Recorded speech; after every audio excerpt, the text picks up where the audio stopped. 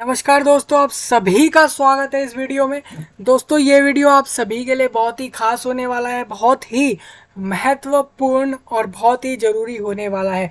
दोस्तों, इस वीडियो में आपसे बात करने वाला हूँ स्टेट बैंक ऑफ इंडिया यानी कि एसबीआई, एक गवर्नमेंट बैंक जो कि एक मल्टीनेशनल बैंक है। यानी एक ऐसा बैंक जो ना कि सिर्फ इंडिया कंट्री के अंदर बल्कि दूसरे देशों में भी चलने वाला एक सरकारी बैंक है, जिसके अंदर आपकी 2000 पोस्टों पर वैकेंसी निकाली गई है प्रोबेशनरी ऑफिसर की, यानी कि पीओ की वैकेंसी निकाली गई है, जो कि लगभग 2000 वैकेंसी निकाले गए हैं। तो उसके ऊपर मैं आपसे बात करने वाला हूं कि जो 2000 वैकेंसी निकाले गए हैं प्रोबेशनरी ऑफिसर की पूरे इंडिया कंट्री में, आप अगर किसी भी स्टेट से इस वीडियो को देख रहे हैं, स्पेशली मैं कुछ नाम यहाँ पे मेंशन करता हूँ, जैसे कि आप अगर इस वीडियो को राजस्थान, हरियाणा, उत्तर प्रदेश, झारखंड, उड़ीसा, मेघालय, मणिपुर, तेलंगाना, तमिलनाडु, त्रिपुरा, असम, आंध्र प्रदेश, अरुणाचल प्रदेश, हिमाचल प्रदेश, दिल्ली और भी जो भी राज्य आपके अभी मैंने जिनके नाम नहीं लिए हैं, उधर से अगर आप इस वीडियो को देख रहे हैं तो ये सब की सब जॉब आपके लिए होने वाली है। तो मैं आपको बता दूं, स्टेट बैंक ऑफ इंडिया ने अभी 2 से 3 दिन पहले ही एक नोटिफिकेशन निकाला, जिसमें उन्होंने बताया कि वो प्रोबेशनरी ऑफिसर की रिक्रूटमेंट चाह रहे हैं अपने बैंक के अंदर। तो जो भी कैंडिडेट एलिजिबल हो वो इसमें अप्लाई करें। तो मैं इस वीडियो में वही बताऊंगा कि आप इस पोस्ट के लिए फॉर्म कैसे भरने वाले हैं, कैसे अप्लाई करने वाले हैं। लास्ट डेट मैं आपको दोबारा बता देता हूँ। लास्ट डेट जो यहाँ पे रहेगी इस जॉब के लिए, वो आपकी होगी 27 सितंबर, यानी कि 27 सितंबर तक आप इस जॉब के लिए फॉर्म अप्लाई कर सकते हैं। तो मैं आपको इस वीडियो में फॉर्म भर के बता देता हूँ कैसे अप्लाई करना है। रही बात इस जॉब के बारे में, एक एक चीज़ की, इस जॉब में काम क्या है, सैलरी क्या है और बाकी सारी चीज़ें, उसके लिए आप वीडियो देख सकते हैं, वो सेम चैनल पे आपको मिल जाएगी। चलिए हम फॉर्म भरने की तरफ बढ़ते हैं। सबसे पहले देखिए, ये एसबीआई की ऑफिशियल वेबसाइट है, रिक्रूटमेंट की ऑफिशियल वेबसाइट है। यहाँ पर ही आपको बाकी सारी चीज़ें मिल जाएंगी, यहीं पर आके आप फॉर्म भरेंगे। मैं डिस्क्रिप्शन में लिंक प्रोवाइड करा दूंगा आपकी आसानी के लिए। तो सबसे पहले ये देखिए, ये मैं आ गया हूँ डायरेक्ट अप्लाई करने के मेन टैब पर आ चुका हूँ, मेन पोर्टल पर आ चुका हूँ। सबसे पहले आप यहाँ पर सारी डेट्स देख सकते हैं, जैसे मैंने बताया सेम वैसी ही डेट है। सबसे पहले मेरे से बोला गया click here for new registration, या तो मैं यहाँ पे click here for new registration पर क्लिक कर दूंगा। आपको करना क्या है, सबसे पहले basic info, photo, signature, detail, preview, upload, payment डालनी है। अब देखिए, उन कैंडिडेट्स के लिए जिन्होंने एसबीआई के रिक्रूटमेंट पोर्टल पे पहले कभी रजिस्ट्रेशन नहीं करा है, जो पहली बार किसी जॉब पे फॉर्म अप्लाई कर रहे हैं, तो वो इस तरीके से करेंगे। अब ऐसे भी कैंडिडेट्स होंगे जिन्होंने रजिस्ट्रेशन कर रखा होगा और उनको सिर्फ फॉर्म भरने जाना है, तो रजिस्ट्रेशन के बाद उनको फॉर्म भरने की तरफ जाना होता है। तो हम बिल्कुल एक फ्रेश कैंडिडेट के तौर पर अप्लाई कर रहे हैं। तो मैं एक एक चीज़ यहाँ पे भर देता हूँ। सबसे पहले यहाँ पे पूछा गया है कि फर्स्ट नेम, तो वो यहाँ डाल देता हूँ। फिर कंफर्म फर्स्ट नेम डाल देता हूँ। ये सब अपनी डिटेल डालनी है अभी। फिर उसके बाद आपका मिडिल और लास्ट नेम हो तो आप डाल सकते हैं। उसके बाद यहाँ पर पूछा जाता है कि मोबाइल नंबर, तो यहाँ पर आपको अपना मोबाइल नंबर देना होगा। फिर उसी सेम मोबाइल नंबर को आपको इसको कंफर्म करना पड़ेगा, मतलब ये सेम नंबर आपको यहाँ पे दोबारा देना पड़ेगा। आप देख सकते हैं मैंने जो नंबर दिया, ये सेम नंबर दोबारा आ चुका है। कंफर्म में भी मैंने सेम नंबर डाल दिया है। उसके बाद मेरे से पूछा जाएगा ईमेल आईडी, तो मैं यहाँ पे ईमेल आईडी दे दूंगा। फिर एट द रेट से पहले जो चीज़ आएगी ईमेल आईडी में, सिर्फ उतना ही डालना है। उसके बाद जब आपसे पूछा जाए कंफर्म कंफर्म ईमेल आईडी, तो वहाँ पर आप उस ईमेल आईडी को पूरा डाल देंगे।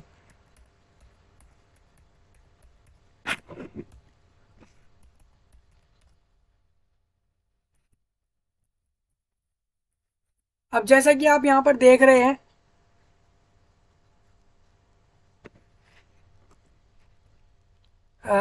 जो मैंने यहाँ पर डाला है @gmail.com, तो मैंने ये ईमेल आईडी डाल दी और कंफर्म भी कर दिया उसको। अब मेरे से बोला गया आगे यहाँ पे डोमेन नेम में, तो यहाँ पे @ है, जैसे कि बहुत सारे हैं, gmail.com है या क्या क्या है, तो मैं यहाँ पे gmail.com डाल देता हूँ। उसके बाद सिक्योरिटी कोड है, सिक्योरिटी कोड जो भी यहाँ लिखा है उसको मैं सेम ऐसे ही डाल दूंगा। उसके बाद मैं सेव एंड नेक्स्ट पे क्लिक कर दूंगा और इस पर ओके कर दूंगा। तो ये मैंने बेसिक इन्फो डाल दी। अब मैं उसके बाद इन्फॉर्मेशन डाल दी है। अब बोला गया है कि your provisional registration number is, अब मेरे को एक रजिस्ट्रेशन नंबर मिला, रजिस्ट्रेशन नंबर मिला और मेरे को साथ में जो है ये मैसेज में भी आ गया होगा, मतलब आपने जो भी नंबर डाला मोबाइल नंबर वहाँ पर आया होगा, साथ साथ ईमेल आईडी पर भी दिया होगा, एसबीआई की तरफ से आपको ईमेल आईडी पर भी इस चीज़ को दिया गया होगा। अब आप चाहें तो इसका एक स्क्रीनशॉट ले लें या इसकी फ़ोटो लेकर रख लें अपने फ़ोन में या किसी भी डिवाइस में, जिससे आप बाद में इस चीज़ को चेक कर सकें।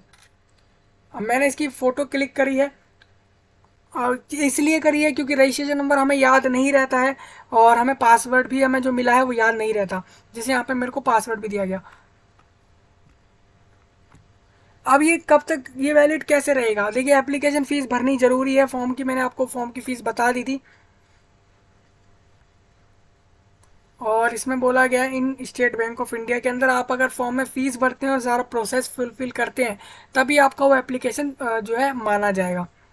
अब यहाँ पे क्या है कि आप बोला गया जैसे कि scanned photograph of the candidate, मेरे को अपना अपना कैंडिडेट यानी मैं अगर कैंडिडेट के तौर पे अप्लाई कर रहा हूँ तो मेरे को यहाँ पे एक फ़ोटो जो है वो अपना यहाँ पे अपलोड करना पड़ेगा, तो मैं वो अपलोड कर देता हूँ। आप जैसा कि देख रहे हैं मैंने यहाँ पे डोनाल्ड ट्रंप की फ़ोटो अपलोड करी है। आप अपनी फ़ोटो अपलोड करेंगे, फिर I am confirm that this is my valid photo, ये मेरी वैलिड फ़ोटो है, इस तरीके से। फिर सेम सिग्नेचर आप अपलोड कर देंगे। सिग्नेचर आपने पहले सेव सिग्नेचर एक अपने क्लिक करना है, पहले एक पेपर पर सिग्नेचर किया, उसकी फ़ोटो क्लिक करी और उसको जेपीजी एक्सटेंशन के साथ लगाया और उसका साइज़ फॉर्मेट कर दिया। उसका वीडियो जाके देखिए चैनल में और फिर उस तरीके से आप इसको भी कर पाएंगे। सिग्नेचर हो जाएगा हमारा, उसके बाद मैं आई कंफर्म कर दूंगा कि भाई ये मेरा ही सिग्नेचर है, किसी और का नहीं है। उसके बाद मैं नेक्स्ट कर दूंगा। अब मेरे से कैटेगरी पूछी जाएगी तो मैं बता दूंगा जनरल, ईडब्ल्यूएस, जो भी होगी मेरी category. Please indicate your category correctly in the form, तो मैंने बोल दिया ठीक है, ओके। अब देखिए यहाँ पे कैंडिडेट का डाउट रहेगा उस चीज़ में जैसे कि जनरल और ईडब्ल्यूएस में, क्योंकि बहुत सारे कैंडिडेट जो भी जनरल हैं वो सारे ईडब्ल्यूएस ही होते हैं। अगर वो इकोनॉमिकली वीक हैं यानी कि वो फाइनेंशियली वीक है और बहुत सारी चीज़ें होती हैं जिसके कारण वो वीक हैं, तो इस वजह से वो सारे कैंडिडेट ईडब्ल्यूएस में आते हैं और उसके लिए सर्टिफिकेट फॉर्मेट वो मैं डिस्कस कर चुका हूँ। तो आप इसको समझ के सोच समझ के चूज़ करेंगे। नेक्स्ट अब यहाँ पर आ जाता है सब कास्ट, तो कोई है नहीं, मेन जनरल ही है। उसके बाद मैं बता दूंगा यहाँ पे I confirm that I am in possession will produce EWS certificate. देखिए मैं यहाँ पे नहीं करूँगा कुछ, मेरे से पूछा भी नहीं जाएगा क्योंकि मैं ईडब्ल्यू एस कैंडिडेट नहीं हूँ। फिर यहाँ पे बेंचमार्क डिसेबिलिटी वाला कैंडिडेट भी मैं नहीं हूँ। और फिर इस तरीके से पूछा गया आर यू सफरिंग फ्रॉम और your writing speed is affected, तो मैं भाई कोई भी डिसेबिलिटी से नहीं आता, तो मेरे को ये सारे ऑप्शन देखने को मिलने भी नहीं चाहिए, ये सारे नहीं मिल रहे हैं। अब नेक्स्ट आ जाता है कि are you person with a specified disability, तो मेरे को कोई डिसेबिलिटी नहीं है तो मैं इसको नो कर रहा हूँ। फिर सेम अब इसके आगे बढ़ूंगा तो पूछा जाएगा religion to which you belong, तो मैं यहाँ पे हिंदू बता रहा हूँ कि मैं हिंदू रिलीजन से बिलोंग करता हूँ। तो आप अपना रिलीजियस बता देंगे, जो भी आपका रिलीजियस कम्युनिटी जिससे भी आते हो यानी समुदाय से, चाहे वो बुद्धिस्ट हो, क्रिश्चियन हो, जैन हो, मुस्लिम हो, जो भी आपका हो इसमें से। अगर आपको इसमें ना मिले तो आप अदर भी सिलेक्ट कर लेना। Whether you belongs to religious minority community, तो मेरे को ऑप्शन नहीं आएगा क्योंकि मैंने पहले ही मना कर दिया। फिर are you an ex serviceman, यानी कि जैसे कि आपका ई सी ओज में आ जाते हैं, आर्म फोर्सेज, नेवी फोर्सेज और बहुत सारे एक्स सर्विसमैन के जो होते हैं आपके अलग अलग डिपार्टमेंट, उस हिसाब से आप बता देंगे। Period of service in month, तो ये सब नहीं पूछा गया मेरे से। और occasion on which you are applied for the examination for recruitment of probationary, तो मैंने प्रोबेशनरी ऑफिसर के लिए एसबीआई में कभी अप्लाई करा ही नहीं है, तो मैं तो यहाँ पर मैं इसको ज़ीरो लिख दूंगा। ये पूछा गया कि मेंशन करें कि कितनी बार आपने जो है अप्लाई किया है जो प्रोबेशनरी ऑफिसर का रिक्रूटमेंट हुआ एसबीआई के द्वारा। Candidate who have already appear for the maximum number of permission chances are not eligible. देखिए यहाँ पे मैक्सिमम 2 डिजिट यानी कि 2 डिजिट आ सकती हैं। मैक्सिमम 2 डिजिट का मतलब क्या हो जाता है, जैसे मैं यहाँ पे जैसे मैं यहाँ पे 9 डालता हूँ तो वो आ रहा है, मैं यहाँ पे 10 डाल रहा हूँ तो वो भी आ रहा है, 11 भी आ रहा है, 19 भी आ रहा है, 20 भी आ रहा है। ठीक है 20 एक बार देख लेते हैं, 20 भी आ रहा है। तो मैं इसमें पूरी चीज़ पढ़ लेता हूँ।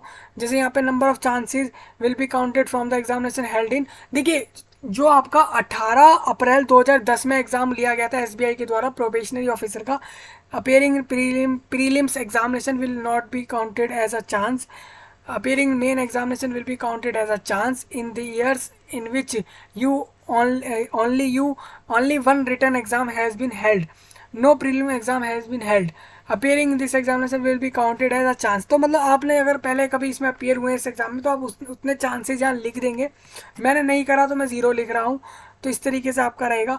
Do you have record of default in repayment of loans, या फिर आपका कभी ऐसा डिफ़ॉल्ट रहा है कि आपने लोन ना पे किया हो, कभी लिया हो, क्रेडिट कार्ड जैसी ड्यू उसकी जो होती हैं वो पे ना करी हो, तो वो सब। तो ऐसा मेरा कुछ भी नहीं रहा, तो मैं नो कर रहा हूँ। Do you have adverse report regarding character and antecedents moral turpitude, तो ये सब ऐसा कुछ भी नहीं रहा, तो मैं इसको भी नो कर रहा हूँ।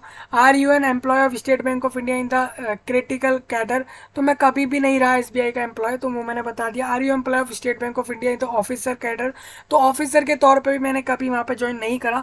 Are you an ex employees of, मैं एक्स एम्प्लॉय भी नहीं रहा वहाँ पे। तो ये सब मैं आपको बता रहा हूँ, तो यहाँ पे आप नो नो कर देंगे अगर आपका यहाँ से कोई इससे ताल्लुक नहीं रखता है। तो please ensure that you are eligible to apply. तो उसके बाद पैन नंबर आपको यहाँ देना पड़ेगा, अपना पैन कार्ड का नंबर दे देना है यहाँ पे, करेक्ट वाला देना अगर आप सीरियसली अप्लाई कर रहे हैं इस तरीके से। फिर नेक्स्ट यहाँ पे स्टेट यूनियन टेरिटरी पूछा जाएगा, to which centre of exam belongs, मतलब आप कौन से स्टेट के अंदर अपना सेंटर चाहेंगे एग्जाम देने के लिए। इसमें आपको हर स्टेट का मिल जाएगा यहाँ पे मेंशन।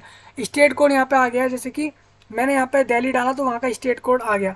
उसके बाद सेंटर ऑफ एग्जामिनेशन बताना है, तो मैं बता न्यू दिल्ली और दिल्ली के ऑल दिल्ली के जितने भी NCR के सिटीज़ हैं मैं वहाँ पे एग्ज़ाम देना चाह रहा हूँ, इस तरीके से बता दिया। फिर यहाँ पे पूछा गया कि स्टेट या union territory to which centre of exam belongs, तो पहले मेरे से पूछा गया कि टू विच, एक तो प्रीलिम्स के लिए पूछा गया, अब मेंस के लिए पूछा जा रहा है। Please note that if the above declaration is found to be wrong at any point the applicant candidature will be stand cancel. तो मैं आपको बता दूं, अगर ये इस पोस्ट पे आप अप्लाई कर रहे हैं आप, और अगर आप यहाँ पे बता देते हैं कि आपका जैसे पहले कोई लोन वोन जैसा कुछ यहाँ पूछा गया आपसे और आपने उसमें गलत जानकारी दी है, तो वहाँ पर फिर आपका एप्लीकेशन आगे चल के कैंसिल हो जाएगा, जॉब कैंसिल हो जाएगा। मान लीजिए ऐसा भी हो गया कि आपकी ज्वाइनिंग भी हो गई, आप सोच रहे हैं अरे यार मैं तो पकड़ा ही नहीं गया, ज्वाइनिंग भी हो गई, तो आगे भी ये आपकी चेकिंग हो सकती है। नेक्स्ट यहाँ पे बता देता हूँ, यहाँ पे एग्जामिनेशन सेंटर मेंस एग्जाम के लिए मैंने आपको पैटर्न बताया था, जिसमें प्री हो रहा था फिर मेंस हो रहा था। तो मेंस में मैं चाहूँगा कि मैं दिल्ली NCR के अंदर ही अपने सेंटर को चाहूँ, और उसमें भी आपका जो एग्ज़ाम सेंटर रहेगा वो दिल्ली के अंदर भी, दिल्ली और न्यू दिल्ली में चाहूँगा मैं। और उसके बाद I intend to bring the following ID when appearing for the examination, I confirm my name on this ID, मैं अपना नाम कन्फर्म करता हूँ, ये मैंने बता दिया यहाँ पे टिक करके। फिर ID प्रूफ के तौर पे क्या दे रहा हूँ मैं, आधार कार्ड, पासपोर्ट में से कोई भी एक चीज़ देनी है, बैंक पासबुक भी दे सकता हूँ मैं, फोटोग्राफ उसमें ज़रूर मेंशन हो। मैं एक आइडेंटिटी कार्ड भी यहाँ पे वैलिड माना जाएगा जो स्कूल या कॉलेज से इशू हुआ है, आइडेंटिटी कार्ड जो इशू हुआ है गैजेटेड ऑफिसर से in the official letter head में, वो भी माना जाएगा। तो मैं यहाँ पे जो है आधार कार्ड की इन्फॉर्मेशन दे रहा हूँ, ID प्रूफ के तौर पर उसका नंबर दे दिया हूँ, उस आधार कार्ड का नंबर दे दिया। उसके बाद पर्सनल डिटेल में यहाँ पे डेट ऑफ बर्थ पूछी जा रही है, तो मैं डेट ऑफ बर्थ बता दूंगा जो भी है मेरी। फिर मैं ईयर बताऊंगा, कौन से ईयर और मंथ सारा कुछ। फिर उसके बाद ये एज बिल्कुल करेक्ट हो, फिर आप जेंडर बताएंगे अपना, और उसके बाद डू यू हैव ट्विंस, आप और आपके भाई बहन में कोई आप जुड़वा है या नहीं वो आपको बताना है, ट्विंस ये हो जाता है। जेंडर ऑफ द ट्विंस तो ये तो नहीं पूछा जाएगा। फिर मैरिटल स्टेटस में अनमैरिड बता रहा हूँ, आप अपने हिसाब से देखेंगे। फादर्स नेम पूछा जा रहा है, तो फादर नेम मैं यहाँ बता दूंगा। फिर फादर का मिडल नेम, जैसे कि फादर का जो भी सरनेम रहता है, जैसे कि ठाकुर हो गया, बंसल हो गया, गुप्ता हो गया, ये सारे जो सरनेम होते हैं आपके, अग्रवाल और इस तरीके से जो सरनेम होते हैं आपके, मल्होत्रा और इस तरीके के आप सरनेम जो भी आपके हों वो बता सकते हैं। फिर यहाँ पे मदर नेम मैं बता दूंगा। फिर मदर नेम मैंने जैसे यहाँ बता दिया है। उसके बाद मैं नेक्स्ट जो बढ़ूँगा, मैं बढ़ूँगा डायरेक्ट एड्रेस की तरफ। जो एड्रेस में से पूछा जाएगा मैं वो बता दूंगा कि कौन सा एड्रेस है जहाँ पे मैं रहता हूँ या रहती हूँ, जो भी आप फॉर्म भर रहे हैं। तो इस तरीके से आपको बताना है। तो मैंने बता दिया A14 A ब्लॉक 14 नंबर, घर मयूर विहार न्यू दिल्ली। तो इस तरीके से आप अपना बताएंगे। फिर उसके बाद आपको डिस्ट्रिक्ट बताना है, तो मैं डिस्ट्रिक्ट यहाँ बता देता हूँ। उसके बाद पिन कोड आ गया है मेरे पहले की डिटेल से। उसके बाद सेम एज एड्रेस मैंने बता दिया कि मेरा परमानेंट एड्रेस और मेरा करस्पॉन्डेंट जो आज एड्रेस है वो दोनों ही सेम है, ये मैंने बता दिया। उसके बाद choose the address for GST invoicing. तो जीएसटी इन्वॉइसिंग के लिए जीएसटी से रिलेटेड काम के लिए आपको कौन सा एड्रेस चूज़ करना है यहाँ पे। तो मैं यहाँ पे परमानेंट चूज़ कर लेता हूँ, क्योंकि परमानेंट एड्रेस सही रहता है चूज़ करना, इस वजह से। अब यहाँ पे मेरे को 750 रुपीज़ पे करने हैं, क्योंकि मैं एक अनरिजर्व कैंडिडेट हूँ, तो मेरे को इतने फॉर्म के फीस पे करने पड़ेंगे। तो मेरे को फॉर्म की फ़ीस यहाँ पे लिखी आ गई कि कितनी पे करनी है। अब मैं यहाँ से क्या करूँगा, मैं यहाँ से सेव एंड नेक्स्ट पे क्लिक कर दूंगा और मैं इसको सेव कर दूंगा। अब यहाँ पे मेरे से क्या क्या पूछा जाएगा, डिटेल्स, जैसे कि क्वालिफिकेशन में क्या क्या पूछा जाएगा। एग्जाम पास्ड, ग्रेजुएशन में मैंने क्या करा, अपीयर्ड हूँ या पास्ड हूँ, मैंने आपको बताया भी था अपीयर्ड वाले अप्लाई कर सकते हैं इसमें। एजुकेशन क्वालिफिकेशन 31 दिसंबर 2023 तक वैलिड मानी जाएगी, जो अभी डेट आना बाकी है उसी हिसाब से आप बताएंगे अपीयर्ड है या पास्ड है। तो मैं बता दूंगा भाई मैं पास्ड हूँ। डिग्री कौन सी है, आर्ट्स, मतलब कौन से स्ट्रीम से है, सब्जेक्ट से, जो भी है, आर्ट्स साइंस किससे करी है, बीबीए बीसीए, ये सारे एलिजिबल रहेंगे, सारे कैंडिडेट्स जितने आपको यहाँ दिख रहे हैं। अदर्स कर लेंगे जिनकी डिग्री यहाँ पे नहीं दिख रही हो। तो मैं यहाँ से बीसीए सिलेक्ट करूँगा। नेम ऑफ इंस्टीट्यूट या कॉलेज आप बता सकते हैं, जो भी आपसे पूछा जाए।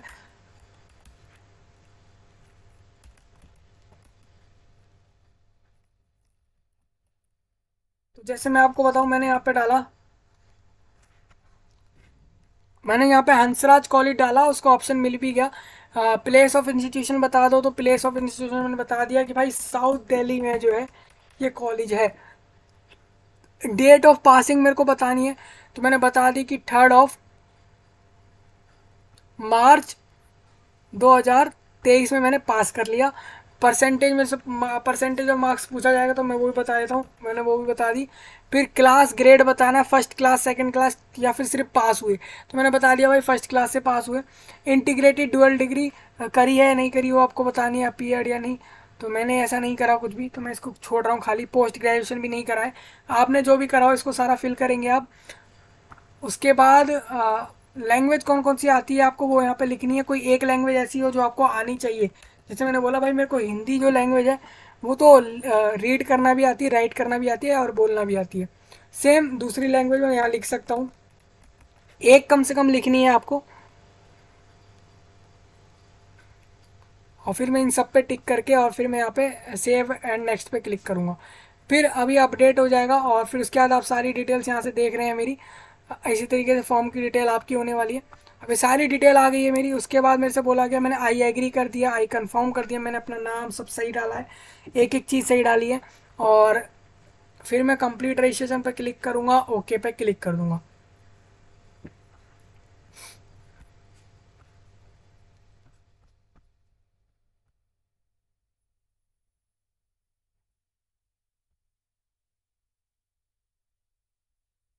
अभी देखिए इसमें मैं आपको बताता हूँ क्या है। जैसे कि this is a preview of your registration detail. जो ही मैंने अपनी रजिस्ट्रेशन डिटेल डाली उसकी प्रीव्यू आ गई है मेरे सामने। ये जो सारा कुछ दिख रहा है मुझे, मैंने बोला I hereby declare that the statement जो मैंने डाली यहाँ पे सारी सही है और कंप्लीट और सही है, बिल्कुल सारी इन्फॉर्मेशन। और मैंने बोला कि मैं समझता हूँ कि इन्फॉर्मेशन जो भी है वो अगर सही नहीं निकले या गलत निकल जाए, तो मैं जो in case creating influence pressure regarding recruitment shall, तो मेरा जो एप्लीकेशन है उसे को कैंसिल कर दो, ये मैंने बोल दिया। Please check I confirm that my name as filled by in the application form filled by me in the application form exactly match with the name and id, my id proof, or there is a change in my name and I will bring of a documentary proof for the same at the time of examination to submit this application। तो मैंने यहाँ पे इसको okay करा।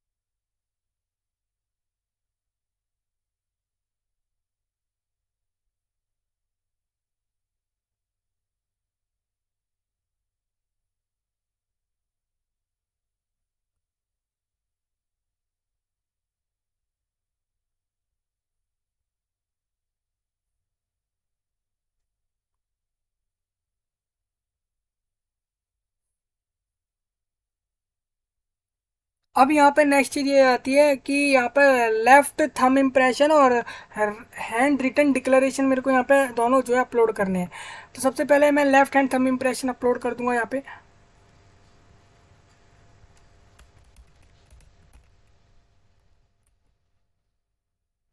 देखिए same मैंने वही picture को अपलोड करा है यहाँ पे दोबारा से। उसके बाद हैंड रिटन डिक्लेरेशन मेरे से बोला गया तो मैं उसको भी अपलोड कर देता हूँ।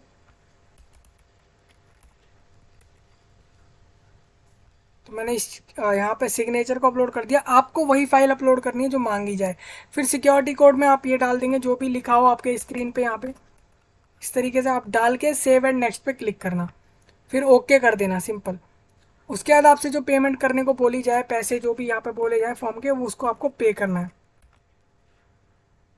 मैं यहाँ पे सबमिट पे क्लिक करूँगा, ओके पे क्लिक कर दूंगा, और फिर इस तरीके से मेरे पास जो है पेमेंट के लिए जो है एक इंटरफेस आ जाएगा। अब इंटरफेस में आपको दिखेगा यहाँ पे 750 रुपये यानी कि 750 रुपीज़ पे debit card, credit card, same bank का हो सकता है, दूसरे बैंकों का भी हो सकता है, इंटरनेट बैंकिंग होगा, वॉलेट होगा, कैश कार्ड होगा, क्यूआर कोड से स्कैन करके हो जाएगा पेमेंट, यूपीआई से भी हो जाएगा। तो बहुत सारे ऑप्शन है। आप चाहें तो यहाँ पे क्यूआर कोड वाले में चले जाना, भीम यूपीआई वाला ऑप्शन ले लेना, और उसके बाद प्रोसीड विद पेमेंट पर कर सकते हैं आप क्लिक। और फिर उसको आपको यहाँ पे इस तरीके से जो है मेक पेमेंट में एंटर योर यूपीआई आईडी, तो आप यहाँ से यूपीआई आईडी डाल देंगे, या फिर इस क्लिक हेयर टू स्कैन, मैंने इस पर क्लिक करा, मैं इसको स्कैन कर दूंगा दूसरे डिवाइस से और पेमेंट कर दूंगा। तो बहुत सारे ऑप्शन है, आप इसमें से जो भी आप जिस जिस तरीके की भी आपके पास कार्ड है, पेमेंट के ऑप्शन जो भी आप यूज़ करते हैं उस तरीके से पेमेंट कर देंगे। तो ये पूरा प्रोसेस है आपका एसबीआई के प्रोबेशनरी ऑफिसर की रिक्रूटमेंट के फॉर्म भरने के लिए प्रोसेस, जो कि 2000 वैकेंसी निकाली गई हैं पूरे इंडिया के अंदर, आप अप्लाई कर सकते हैं और बहुत अच्छी सैलरी है, बहुत अच्छे अच्छे फ़ायदे हैं। तो ये सब मैंने आपको बता दिया। मिलूंगा आपसे नई वीडियो में, तब तक के लिए आप सभी का धन्यवाद।